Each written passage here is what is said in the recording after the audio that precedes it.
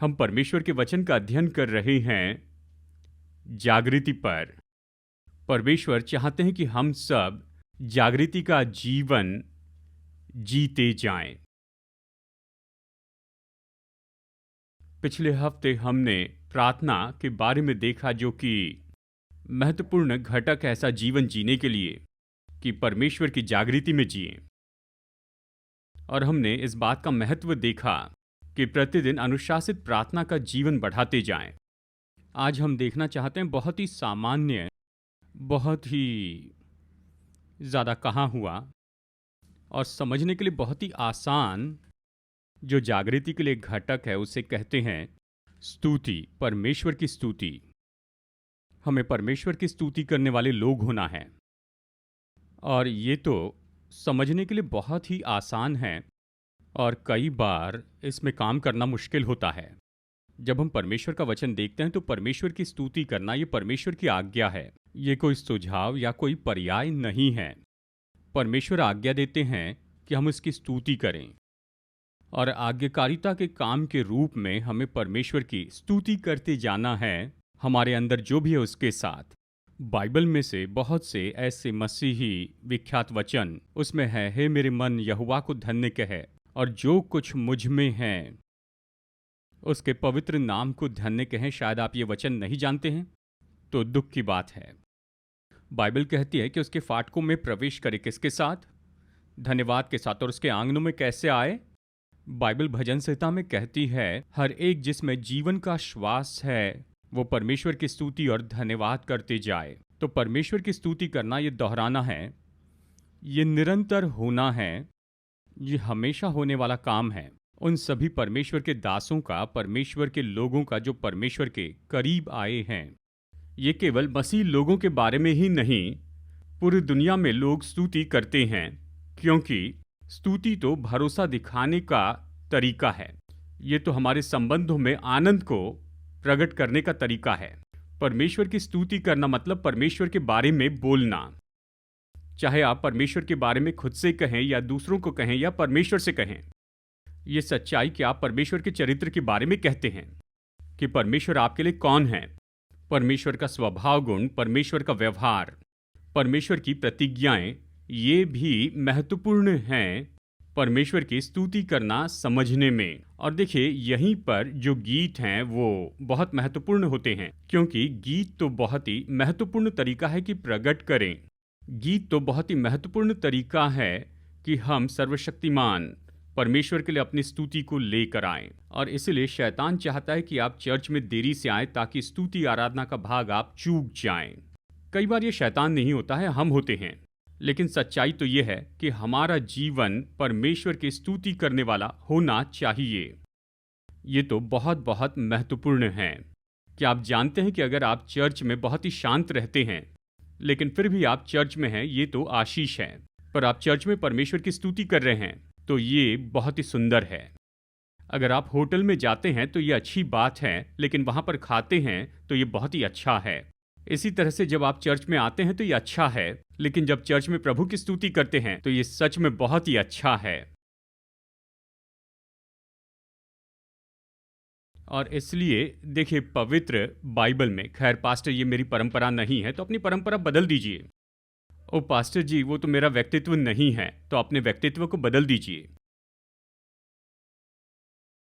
ये हमारे लिए महत्वपूर्ण है कि हम परमेश्वर की स्तुति करना सीखें, और ये हमारे लिए महत्वपूर्ण है कि नियमित रूप में हम इसके अनुसार करते जाएं। बाइबल में एक सुंदर कहानी है जिसमें से परमेश्वर की स्तुति करने के बारे में कुछ सिद्धांत बताना चाहता हूँ। ये इतना बड़ा है, ये इतना महत्वपूर्ण है व्यक्तिगत जागृति के लिए और देश में जागृति के लिए।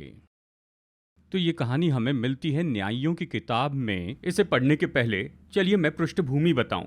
इस्राएल तो गुलामी के समय में से होकर जा रहा था, तो इस्राएलियों को परमेश्वर के लिए याजकों का राज्य कहाँ गया, जो कि परमेश्वर की स्तुति करना है और उस सफलता में जीना है। यहाँ तक कि जो लोग इस्राएली नहीं थे वो परमेश्वर की महानता को देख पाए। इस्राएल के द्वारा वो परमेश्वर के पास आए, यही परमेश्वर की बड़ी योजना थी।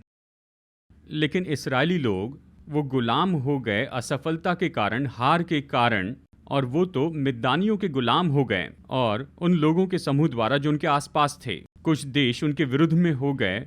जब भी ये अपने देश में बीज बोते थे, जानते हैं, तराई की उस उपजाऊ जमीन में वो लोग आकर बीज बोते थे, और जब वो पक कर फसल तैयार हो जाती तो ये सारे मिद्यानी और ये सारे जितने भी थे जो उनके पड़ोसी थे, वो आकर उनकी फसल को ले लेते, नाश करते, और इस्राएली लोग उनसे लड़ने से डरते थे।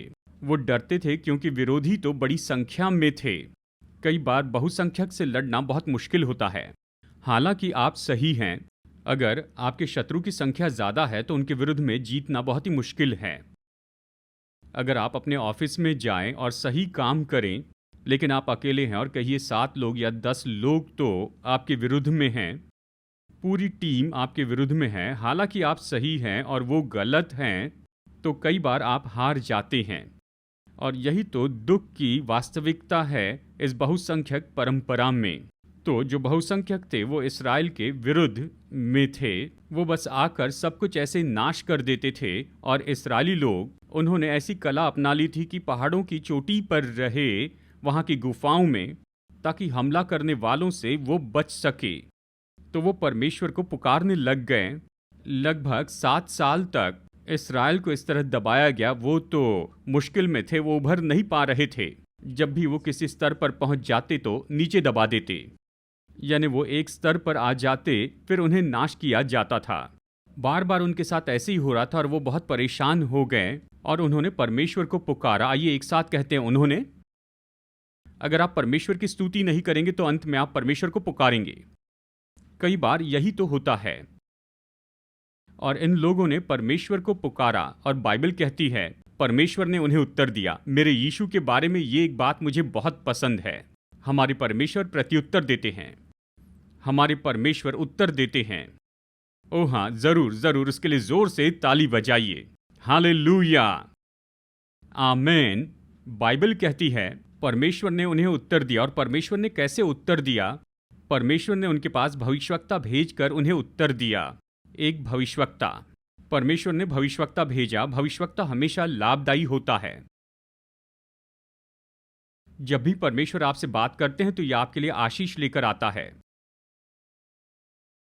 और जब भी शैतान आपसे बात करता है, हालांकि ये लाभ दिखाई देता है, तो भी ये बड़ा नुकसान लेकर आता है।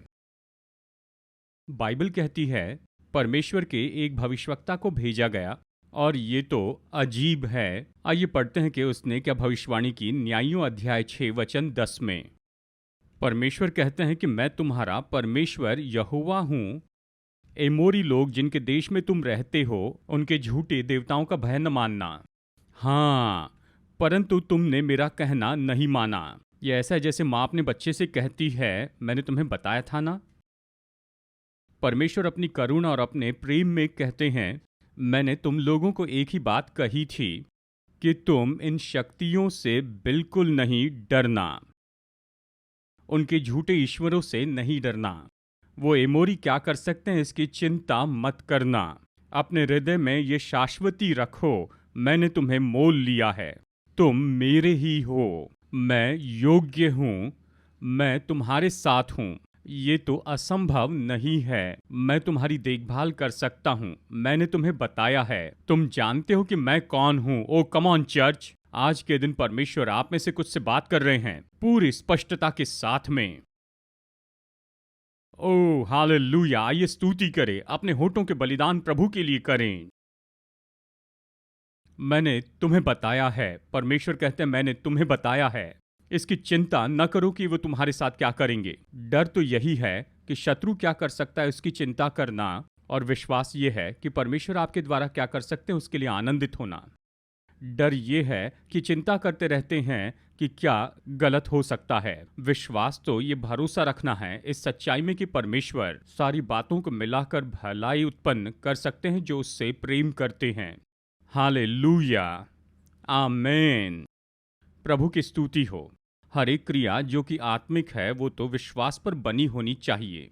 हर एक क्रिया जो कि आत्मिक है, जैसे प्रार्थना, उपवास, आराधना, परमेश्वर को खोजना, अगर ये डर पर बना है, ये तो बहुत खतरनाक हो सकता है और इसके नकारात्मक परिणाम हो सकते। डर के कारण हम परमेश्वर की आज्ञा भंग करते हैं। डर के कारण कई बार हम तो पाप में जीते रहते हैं और विश्वास हमें खोलता है आज्ञाकारिता के पूरे क्षेत्र में ही, और आप में भरोसा होता है मैं परमेश्वर के साथ चलूंगा। आमेन।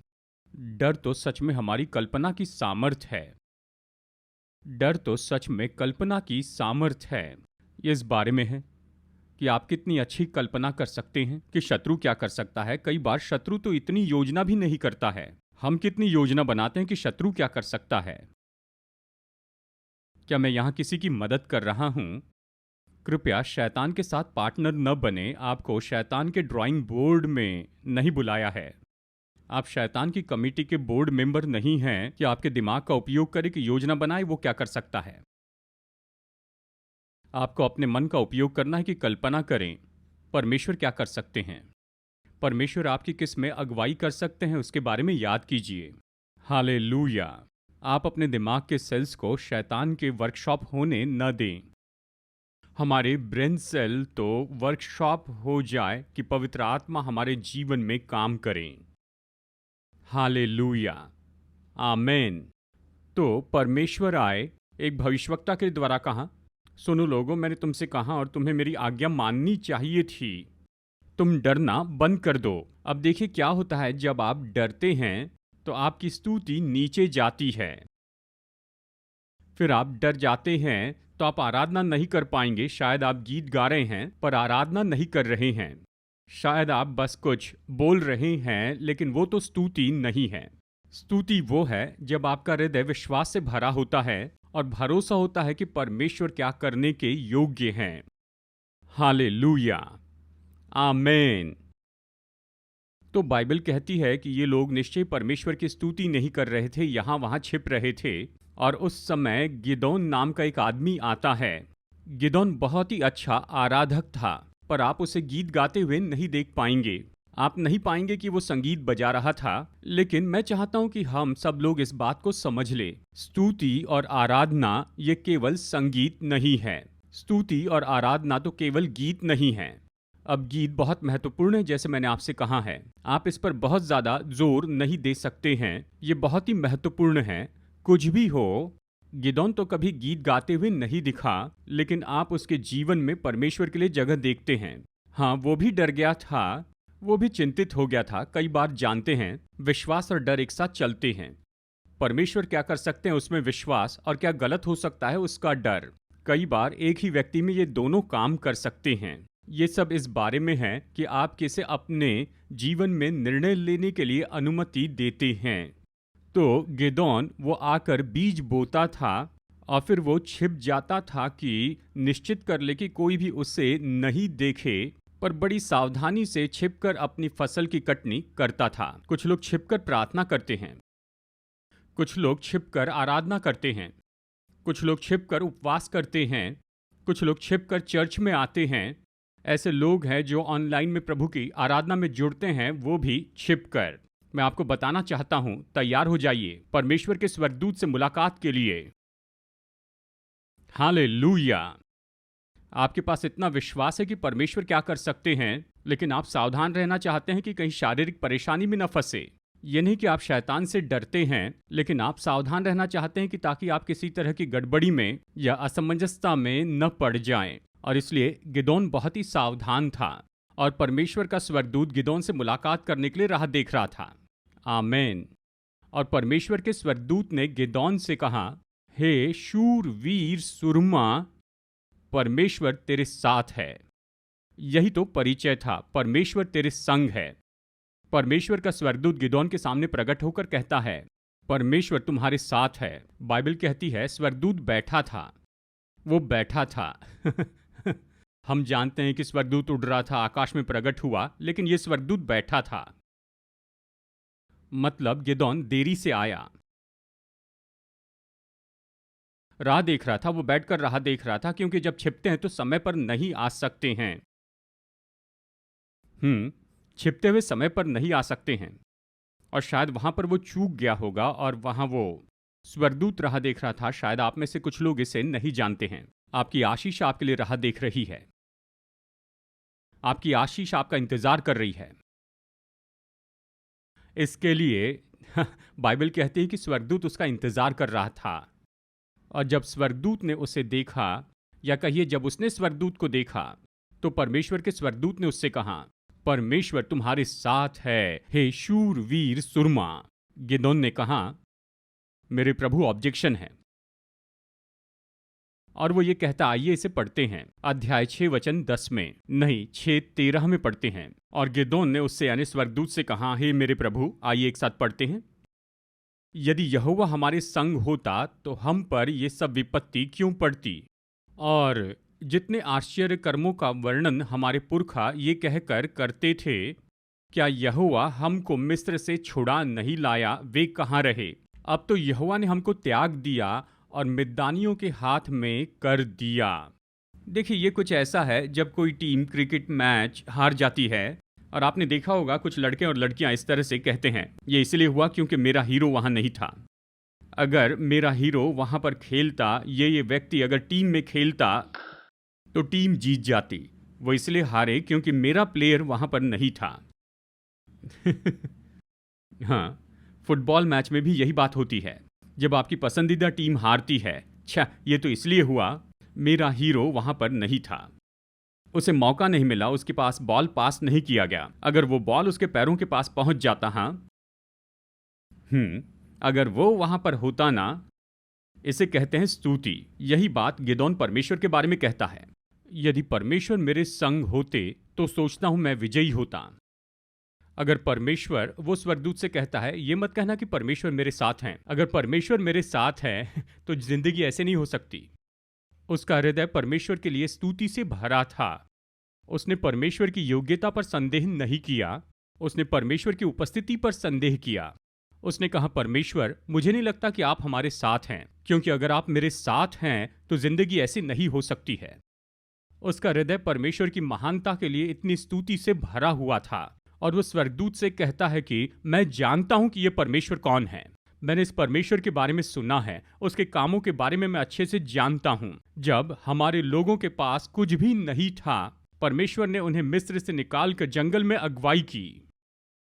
परमेश्वर ने हमारे लोगों की लाल समुंदर में अगुवाई की। परमेश्वर ने हमारी अगुवाई की कि यरीहो की शहरपनाह को ढा दिया, और 40 साल परमेश्वर ने जंगल में हमारे पुरखाओं को भोजन दिया था। परमेश्वर ने पानी के झरने बहाए उनके लिए। ये परमेश्वर अगर हमारे साथ में है तो स्वर्गदूत ये सब हमारे साथ नहीं होगा। आज सुबह कितने लोग जब अपने मन में ये ठान रहे थे कि मैं अपने मन को और कचरे से नहीं भरूंगा, परमेश्वर मेरा मन तो इस भरोसे के साथ में भरा होगा कि अगर आप मेरे साथ हैं तो मेरा जीवन अलग ही होगा। गिदोन ने स्वर्गदूत को ही संदेश प्रचार किया। बस 2 शब्दों में, 2 वचन में, ये मानो बच्चा संडे स्कूल के टीचर को सिखाता है बाइबल में से। स्वर्गदूत, जानते हैं स्वर्गदूत ने क्या उत्तर दिया? हाँ, स्वर्गदूत ने गिदोन की ओर देखकर कहा होगा, बस हो गया, इसी बल में जा और तू युद्ध को जीत लेगा।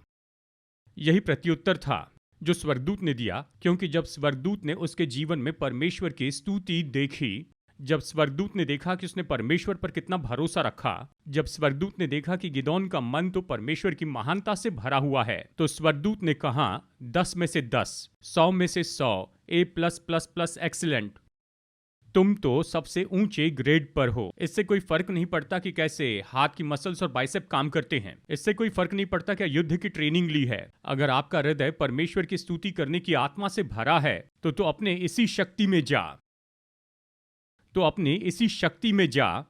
हालेलुया।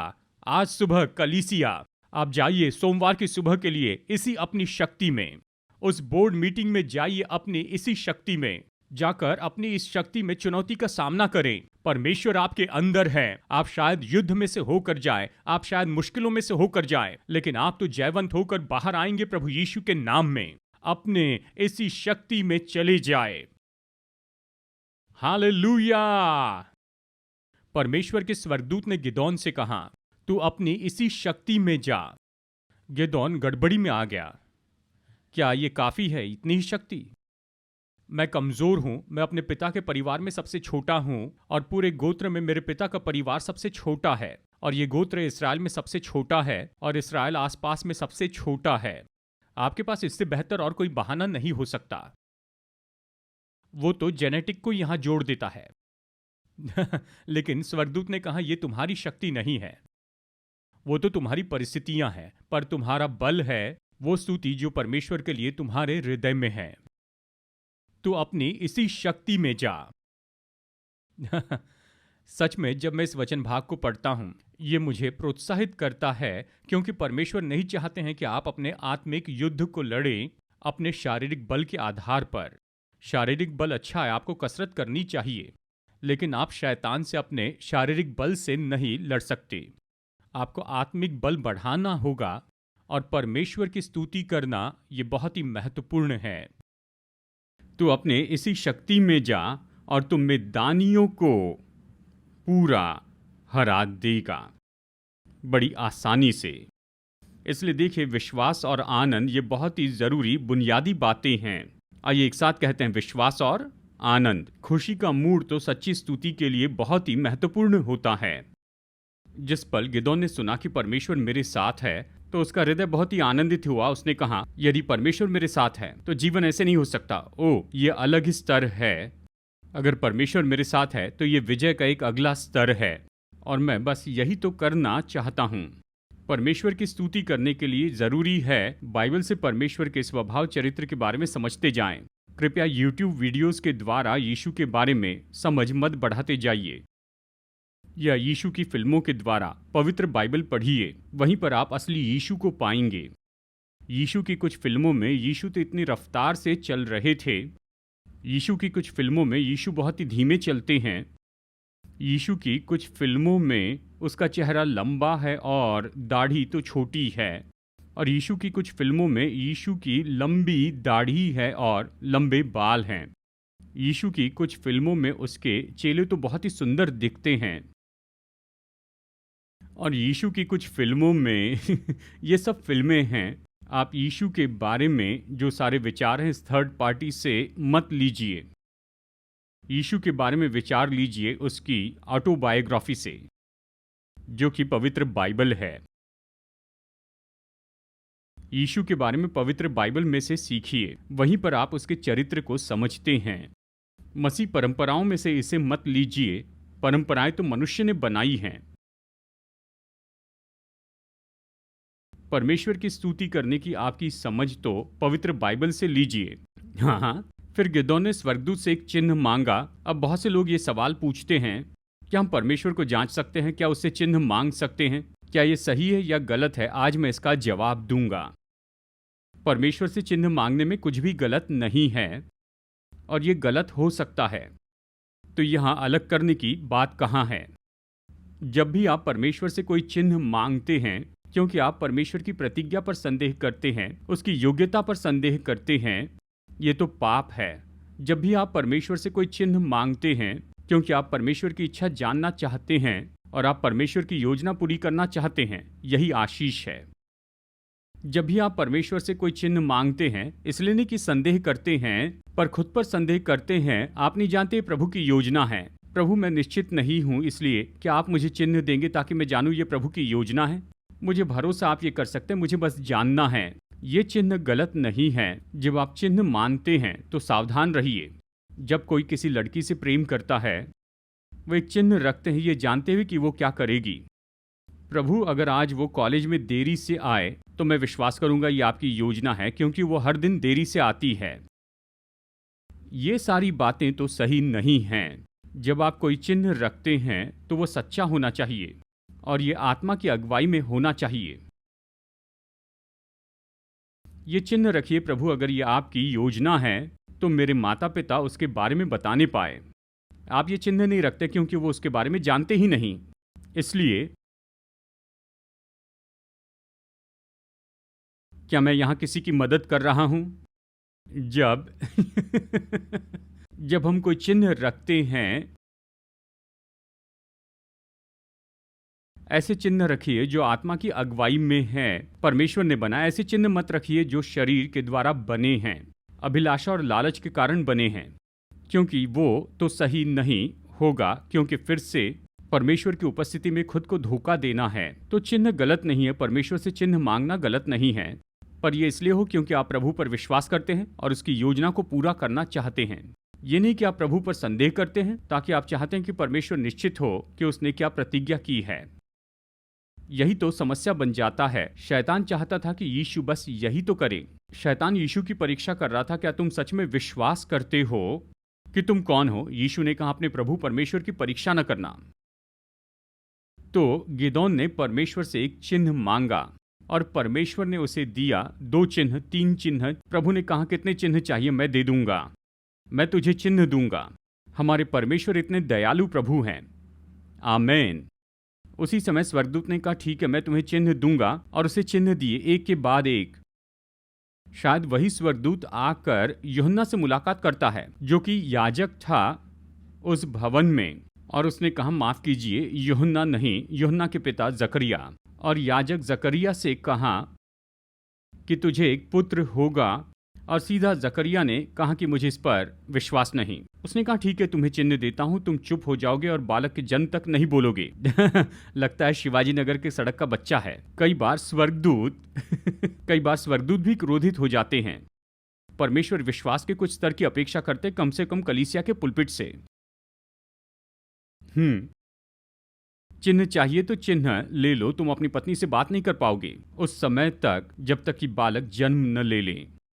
क्या परमेश्वर गिदोन पर क्रोधित हो गए? नहीं, क्योंकि गिदोन परमेश्वर की योग्यता पर सवाल नहीं उठा रहा था। जकरिया परमेश्वर की योग्यता पर सवाल उठा रहा था। फिर उसने कहा, हम बूढ़े हो गए, हमें बालक कैसे होगा? स्वर्गदूत का जवाब था, तुम्हारे परदादा जिनसे तुम जन्मे हो, उसे 100 साल की उम्र में बेटा हुआ। तुम्हारे साथ काम करना मुश्किल नहीं। विश्वास की कमी ही तो समस्या है। कई बार परमेश्वर भी, मुझे पता नहीं हमसे कैसे व्यवहार करते उसकी दया में, क्योंकि पति याजक था जिसमें विश्वास नहीं था, पत्नी का कलीसिया में कोई काम नहीं था पर विश्वास से भरी थी। कुछ लोगों के पास शीर्षक है पर अभिषेक नहीं, कुछ लोगों के पास शीर्षक नहीं पर अभिषेक से भरे हैं। क्या आप यहां पर कुछ सीख रहे हैं? ये सब जीवन की वास्तविकताएं हैं। बाइबल कहती है, परमेश्वर ने गिदोन से कहा, मैं तुम्हें चिन्ह दूंगा, क्योंकि वो सवाल नहीं पूछ रहा था परमेश्वर की योग्यता पर, वो परमेश्वर की इच्छा जानना चाहता था। और ये गलत नहीं है, और हमेशा आप चिन्हों को बदलते मत जाइए। और आखिरकार परमेश्वर ने गिदोन को विजय दी। और मैं विश्वास करता हूं कि एक बुनियादी कारण है क्योंकि उसका हृदय तो परमेश्वर की स्तुति से इतना भर गया था, परमेश्वर की उपस्थिति उस पर बस गई, परमेश्वर का अभिषेक उस पर बस गया। जब आपका हृदय परमेश्वर की स्तुति से भरा होता है, देखिए, कुछ भी हो, परमेश्वर की उपस्थिति हम सबके साथ है, लेकिन परमेश्वर आपके प्रभु बनते हैं आपके जीवन में। इसमें फर्क क्या है? देखिए, जब कोई कोर्ट का जज, जब वो रोड पर होते हैं तो उन्होंने कही हर बात महत्वपूर्ण नहीं होती, लेकिन जब वही जज न्याय करने के लिए सीट पर बैठते हैं तो उनका कहा हर एक शब्द महत्वपूर्ण होता है। परमेश्वर की उपस्थिति तो हर जगह पर है, लेकिन जब वो आपके जीवन के सिंहासन पर होते हैं तो वो आपके जीवन पर राज्य करते हैं। आमीन। जोरदार ताली बजाइए। बिल्कुल सही। परमेश्वर की स्तुति करना तो परमेश्वर के सिंहासन पर बैठाना है। परमेश्वर की स्तुति करना यह कहना है, परमेश्वर आप मेरे जीवन के सिंहासन पर बैठे हैं। आप ऐसे परमेश्वर नहीं जो मदद के लिए केवल उपस्थित हैं, पर मैं आपकी स्तुति करता हूं क्योंकि मैं आपके लिए सिंहासन बनाना चाहता हूं कि आप मेरे जीवन पर राज करें। देखिए, आत्मिक आयाम में भजन 22:3 पढ़ते हैं, बाइबल कहती है, तू जो इस्राएल की स्तुति के सिंहासन पर विराजमान है, तू तो पवित्र है, सोने की भेंटों पर नहीं, ना ही किसी वस्तु की बनी कुर्सी पर, परंतु सिंहासन तो हमारी स्तुति के द्वारा बनाया जाता है। प्रभु, जब हम आपकी स्तुति करते हैं तो यह सिंहासन बनता है कि आप काम करें। Hallelujah, hallelujah. सिविल कोर्ट कोई ऑर्डर पास करे तो हाईकोर्ट उसे बाजू में रख देता है, कहता है ये ऑर्डर कैंसिल हो गया। हाईकोर्ट कोई ऑर्डर पास करे, सुप्रीम कोर्ट उसे हटा देता है, कहता है नहीं। सुप्रीम कोर्ट कोई ऑर्डर पास करे, एपेक्स कोर्ट सुप्रीम कोर्ट से उसे कैंसिल करता है, क्योंकि हर कदम ऊंचा है। आप ऊंचे और ऊंचे जाइए, जो सबसे ऊंचे पर विराजमान हैं, जिस परमेश्वर की आप सेवा करते हैं वो सबसे ऊंचे पर है।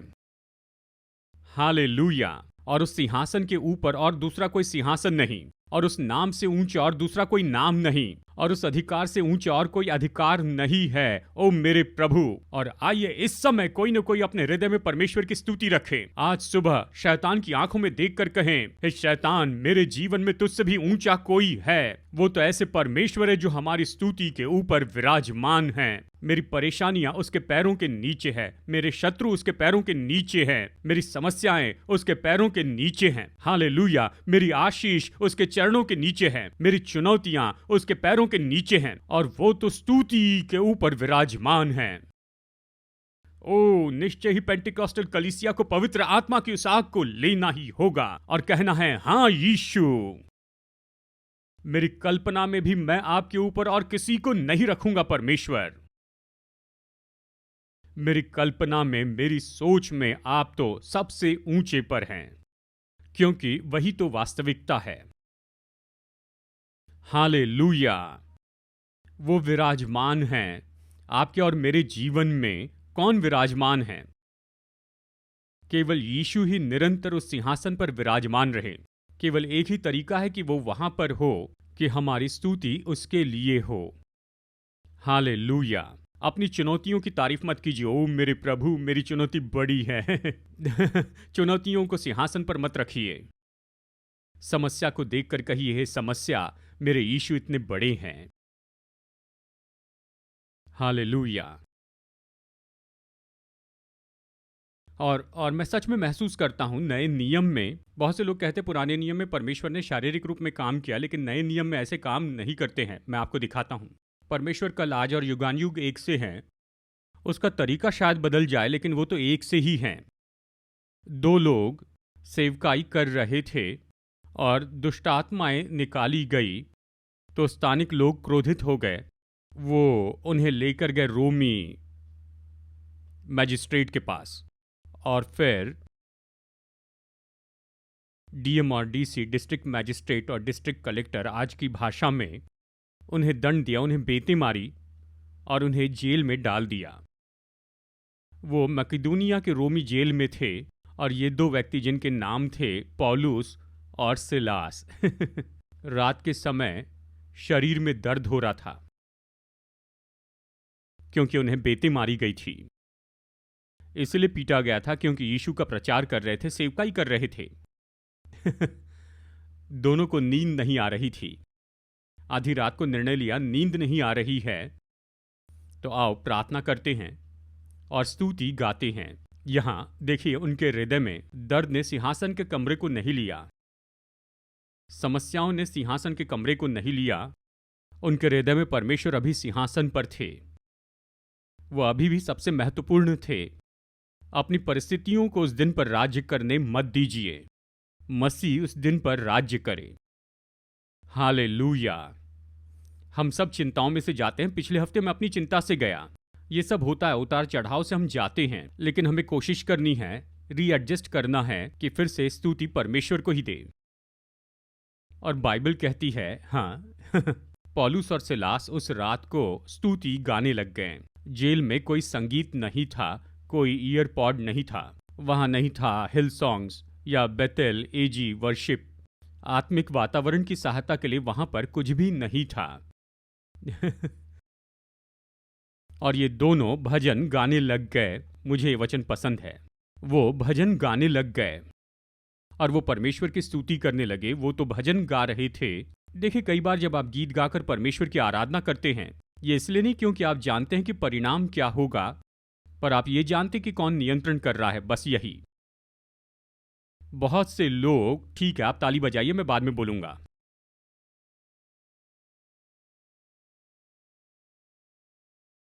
बहुत से लोग जब परमेश्वर की स्तुति करते हैं, वो सच में आनंद मनाते हैं, क्योंकि अपने मन में वो किसी आशीष को देख रहे हैं या प्रमोशन देख रहे हैं, पर इसके लिए आनंदित नहीं है कि मसीह उनके जीवन में है, पर इसलिए आनंदित होते हैं क्योंकि मसीह ने उनके जीवन में कुछ दिया है। सच्ची जो स्तुति है, वो केवल इसलिए आनंदित नहीं होते कि परमेश्वर क्या कर सकते हैं, परंतु सच्ची स्तुति तो परमेश्वर में आनंद मनाना है, वो जो है उसके लिए। पौलुस और सिलास के पास भविष्यवाणी नहीं थी, उनके पास कोई परमेश्वर का मार्गदर्शन नहीं था कि जेल के दरवाजे खुल जाएंगे या कोई भूकंप आने वाला है। बाइबल ये नहीं कहती कि उनके शरीर का दर्द गायब हो गया और उनके जख्मों से खून बहना बंद हुआ, नहीं। बाइबल उनके शरीर में कोई बदलाव आया, इस तरह से नहीं कहती है। बाइबल ये भी नहीं कहती जिन्होंने उन्हें जेल में डाला उन्होंने आकर क्षमा मांगी, नहीं। ऐसा कुछ भी नहीं हुआ। कई बार जब आप प्रभु की स्तुति करते हैं तो परिणामों को मत देखिए, अधीन होकर कहिए, परमेश्वर आप स्तुति के योग्य हैं। मुझे पता नहीं क्या होने वाला है, पर मैं आप में आनंदित हो जाऊंगा। मैं आपका धन्यवाद दूंगा कि आप जो हैं, और आपकी स्तुति करूंगा आप जो है उसके लिए। क्या हम सीख रहे हैं मसीह आराधना क्या है? हालेलुया! क्या मैं यहां आपकी मदद कर रहा हूं? ये लोग नहीं जानते थे कि बंदी गृह के द्वार खुल जाएंगे।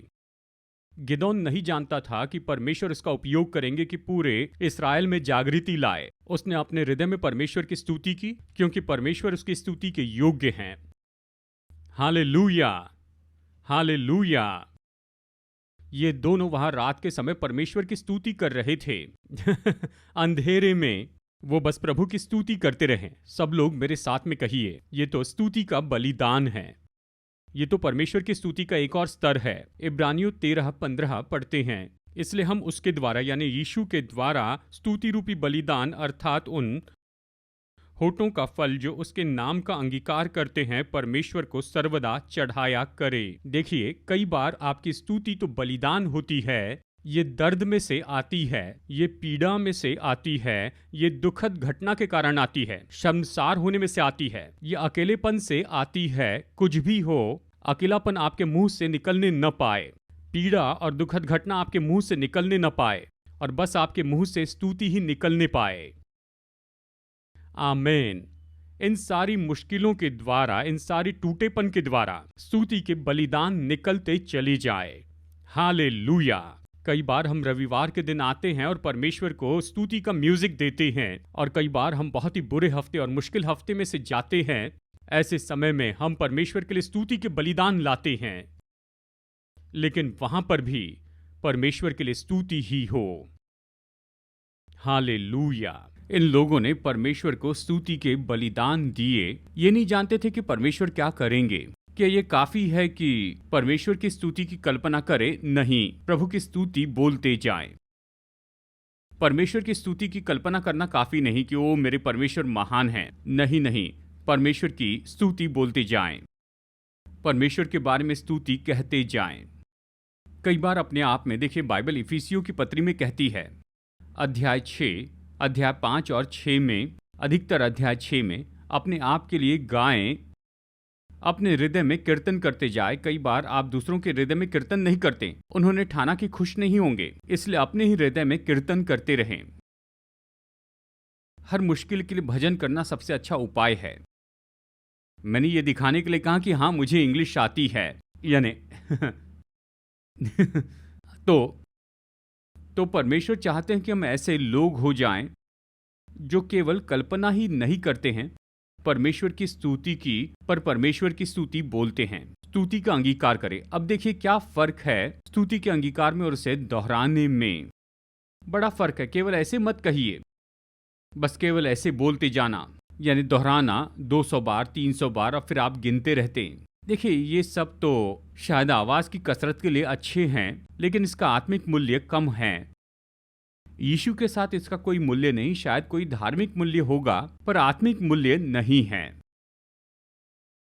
तो देखिए, जब बोलते जाने की बात आती है, देखिए ये तो मानो एक तरह की कसरत है, मांसपेशियों की, वोकल कॉर्ड्स की, लेकिन अंगीकार तो ये तो एक साथ मिलना है विश्वास के हृदय का, और ये तो ऐसा मन है जो कि सहमत है, वो ऐसा है कि परमेश्वर योग्य है।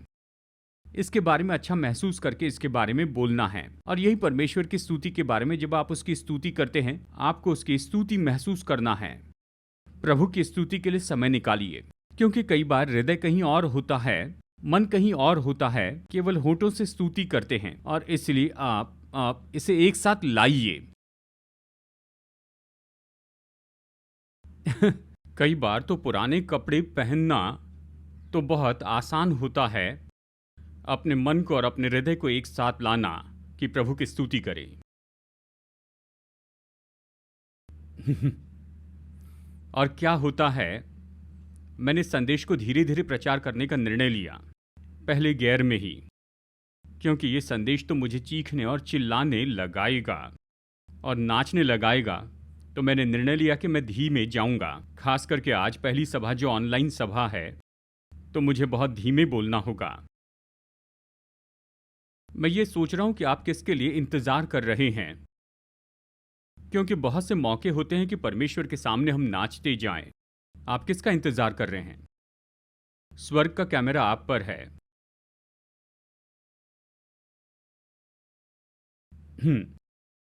यही तो केवल बोलने और अंगीकार में फर्क होता है।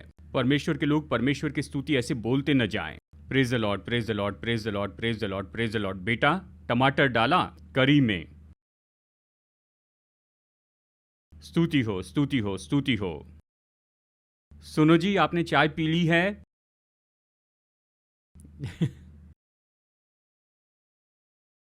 इसे वोकल एक्सरसाइज कहते हैं। ये स्तुति नहीं है, ये स्तुति जैसे सुनाई देती है। Hallelujah, hallelujah, hallelujah, hallelujah. हाँ, कार चलाते समय हालेलुया, हालेलुया, हालेलुया। सामने कोई आए तो कहेंगे जरा साइड देना। ये तो कुछ भाई मेरी ओर घूर रहे हैं। आप मेरे बारे में इस तरह क्यों कह रहे हैं?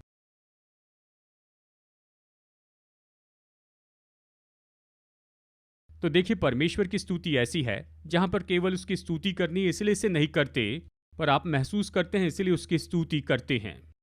आप अपने हृदय और अपने मन को एक साथ लेकर आते हैं, दोनों को एक साथ खींचते हैं, कहते हैं मेरे होठों से आपकी स्तुति करूंगा, और ये तो मेरे हृदय से आती है जो इस बात के लिए कायल है कि आप कौन हैं, और ऐसा हृदय जो ये महसूस करता है कि आप कितने महान हैं।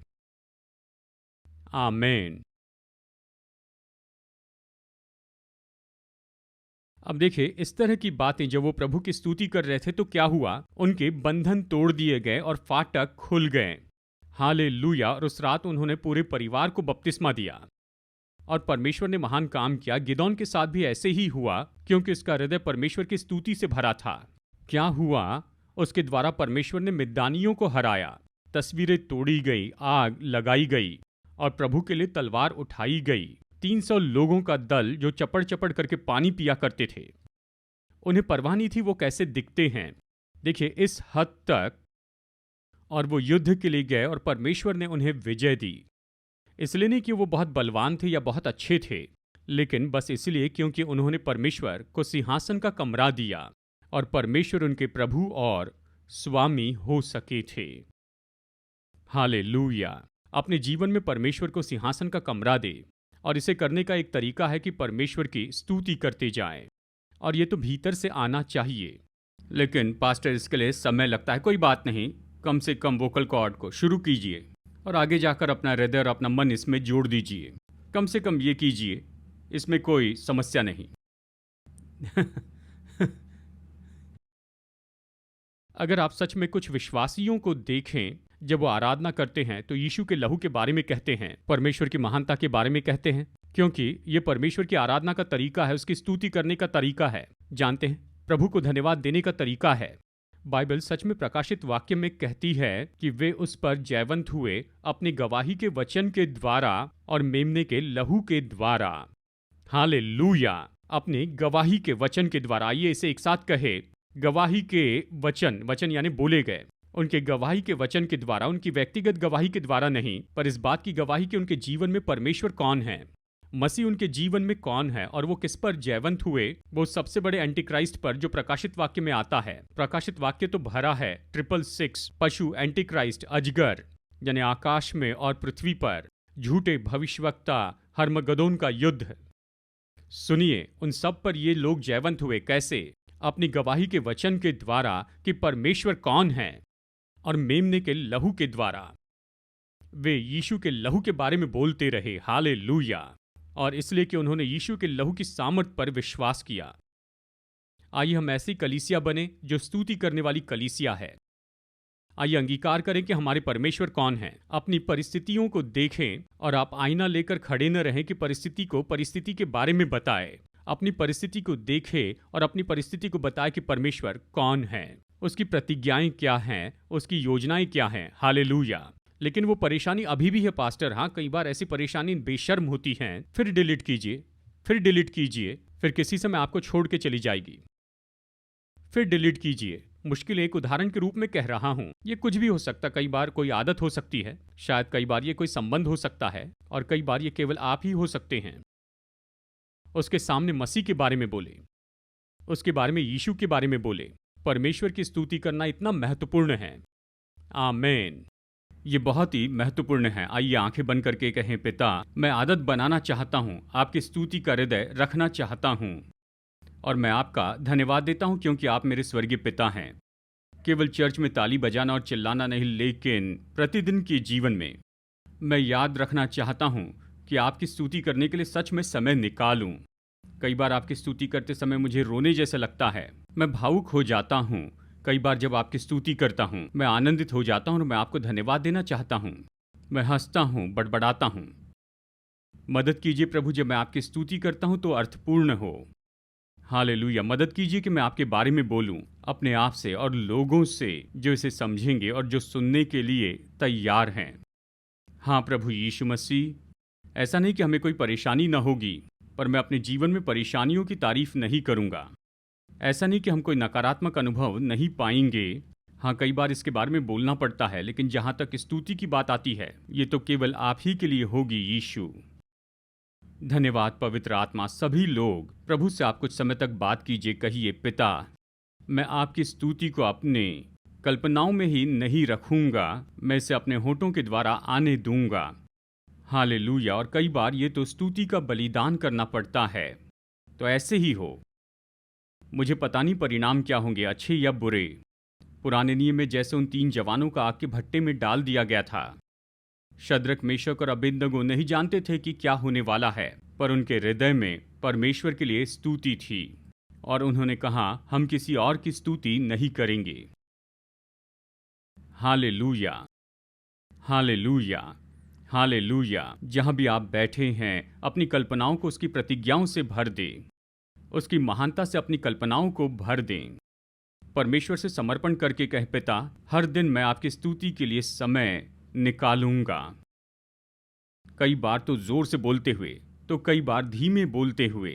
ये तो वातावरण पर आधारित होगा, पर मैं आपकी स्तुति करूंगा। Hallelujah, hallelujah, hallelujah, hallelujah, hallelujah, hallelujah, hallelujah. धन्यवाद यीशु, धन्यवाद यीशु, धन्यवाद यीशु, धन्यवाद यीशु। स्वर्गीय पिता, हम आपको धन्यवाद देते हैं, आपकी स्तुति करते हैं। प्रभु यीशु, आज के दिन हम आपको धन्यवाद देते हैं क्योंकि आपने हमसे बातें की है और हमारा जीवन तो जागृति से भर जाए, हमारा जीवन तो नए होने से भरता चला जाए, और ये आपकी स्तुति के द्वारा हो। मदद कीजिए पिता कि हम और किसी बात की स्तुति नहीं करेंगे, जैसे हम आपकी स्तुति करते हैं। आप इसमें सबसे ऊंचाई पर होंगे। सच में आपके जैसा कोई भी नहीं है। जितना ज़्यादा हम तारीफ करते अपने माता पिता की या अपने बच्चों की या अपने प्रियजनों की तारीफ करते हैं, धन्यवाद प्रभु कि हमारे पास ये आज़ादी है कि हम दूसरों की सराहना करते जाएं, कि दूसरों की तारीफ करें। लेकिन जब ये बात आती है कि हमारे जीवन के सिंहासन के कमरे में कौन होगा, केवल आप ही हमारे जीवन के प्रभु होंगे। हमारी स्तुति के ऊपर परमेश्वर आकर आप विराजमान होइए। जैसे हम आपके महान कामों को घोषित करते हैं, गीतों द्वारा, आराधना द्वारा। हमारी प्रार्थना का उत्तर देने के लिए धन्यवाद। यीशु के पवित्र नाम में प्रार्थना करते हैं और सब लोग कहें आमेन।